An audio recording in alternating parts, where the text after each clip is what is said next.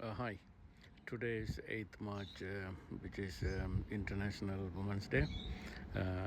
So அதை பற்றி சொல்லலாம்னு நினைக்கிறேன். இன்டர்நேஷ்னல் உமன்ஸ் டே வந்து ஏன் செலிப்ரேட் பண்ணுறேன்னு சொன்னால் அநேகமான பேருக்கு தெரிஞ்சிருக்கும், சில பேருக்கு தெரிஞ்சிருக்காது. உமனுன்ற பங்களிப்பு, அதாவது பொருளாதாரம், சோஷியல் அண்ட் பொலிட்டிக்ஸ் அப்படின்னு நிறைய ஒரு பகுதிகளில் அவைகளோட பங்களிப்பு வந்து இப்போ நிறைய இருக்குது கம்பேர்டு முன்னைய காலங்களை விட. ஸோ அதுக்காக செலிப்ரேட் பண்ணுற நாள் இன்றைக்கு கட்டாயம் செலிப்ரேட் பண்ண வேண்டியது.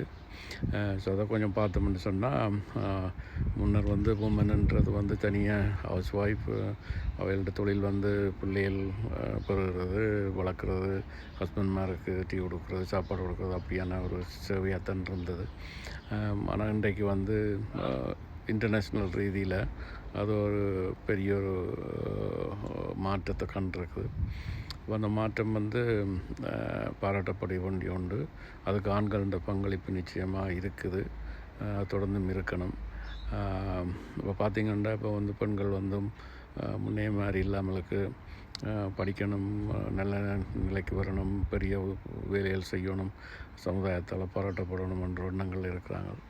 ஆனால் அப்படி ஒரு பெரிய நிலையில் இருந்தாலும் கூட திருமணம் ஒன்று வந்ததுக்கு பிறகு சில ஆண்களால் வந்து அந்த தகுதிகள், அந்த வேலைகள் வந்து நிறுத்தப்படுது.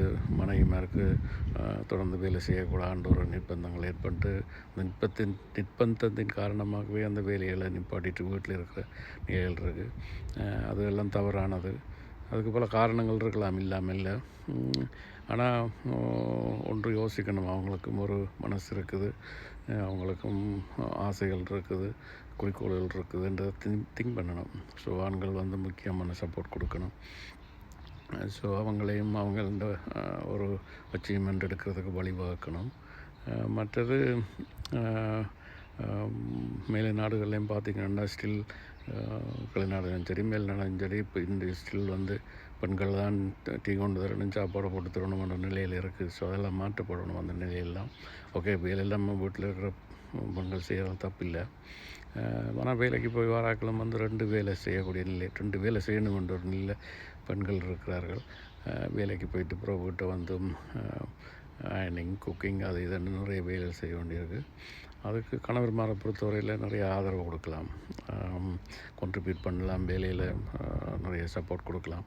ஆனால் அதை எல்லோரும் செய்கிறதில்லை, பெரும்பாலும் நாட்கள் செய்கிறதில்லை. ஸ்டில் பெண்கள் என்றால் ஒரு அடிமை என்ற நிலையில் இன்னும் இருக்கிறார்கள். அந்த நிலை மாறணும். மற்றது பெண்களுக்கு இப்போ எஸ்பெஷலி எங்களோட கல்ச்சர் எடுத்திங்கன்னு சொன்னால், பெண்களுக்கு ஒரு மரியாதை கொடுக்கணுன்றதுக்காக தான் நிறைய பெண் தெய்வங்கள் இருக்குது. பார்த்திங்கன்னு சொன்னால் நிறைய பெண் தெய்வம், பெண்களுக்கு மரியாதை கொடுக்கணும், பெண்களையும் வணங்கணும், அவைகளுக்கு வயலன்ஸ் இருக்கக்கூடாது, அப்படி இப்படி எல்லாம் ஒரு பல காரணத்தில் தான் முன்னோர்கள் அப்படியான தெய்வங்களை வணங்க சொல்லியிருக்காங்க. நான் இந்த பர்சனலாக நினைக்கிறேன். ஸோ சில நாடுகளில் ஸ்டில் பகலில் கூட பெண்கள் தனியாக போயிடா நிலையில் இருக்குது, இன்னொரு கூட்டி போகிற நிலையில், ஸ்பெஷலி இரவில் பெண்கள் வழிக்கு இடையிலான நிலை இருக்குது. அதெல்லாம் மாற்ற முடியணும்.